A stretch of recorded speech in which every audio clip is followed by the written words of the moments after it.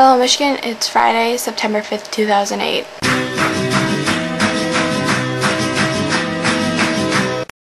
Okay, my discussion today is going to kind of stem off of last week's video, because again, it was kind of a weird week, with everybody being busy with school and me not. So a lot of people are really mad or sad about what's happening with Stephenie Meyer.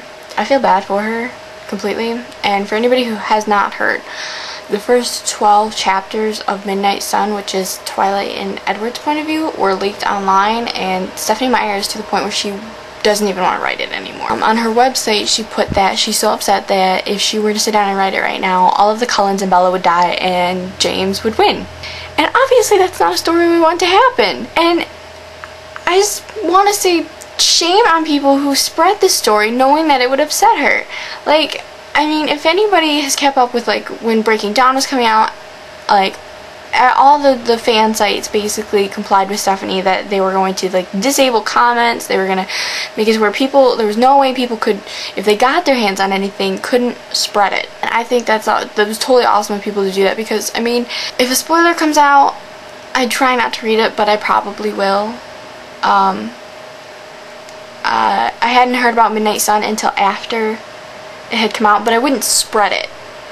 You know, like, if I want to spoil the story for myself, I can do that, but to do it for other people is just totally wrong. And Stephenie feels so violated about it, and I think that she has every right to be, because, I mean, her fans first turned on her for Breaking Dawn. Everybody was like, no, Stephenie, that story totally sucked. And then, you know, of course, now people are going to be mad because she's deciding, I don't want to finish Midnight Sun. And, like, I mean, if you think about it, it's like when you're a little kid or something, and it's like, you know, a week before Christmas, and you know you have a present in the closet in your parents' room, and you sneak in there and you open it and you look and your parent catches you.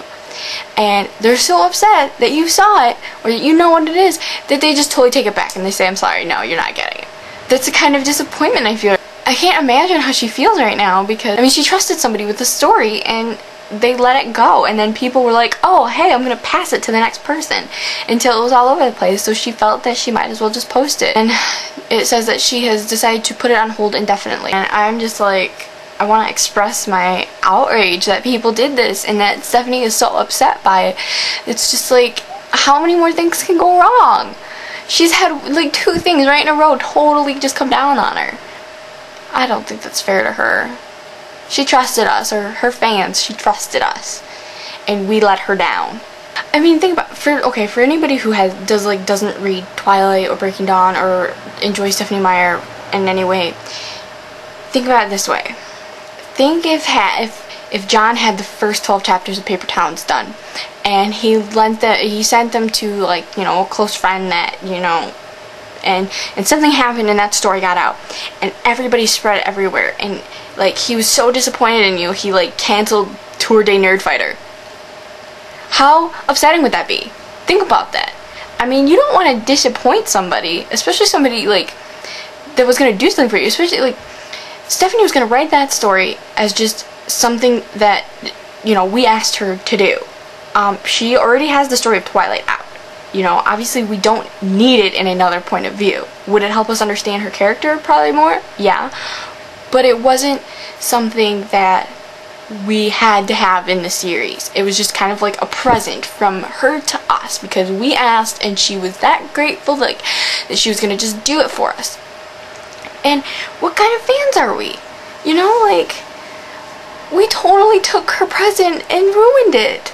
Alright, so, I'm not going to do the question catcher, because I've kind of misplaced it. So, I have a specific question directed to a specific somebody. Patrick, have you read the Twilight series? And if you have, what do you like about it? And if you haven't, why haven't you read it?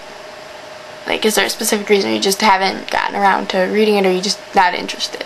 Sad news in the world of me. This last week, my laptop officially died.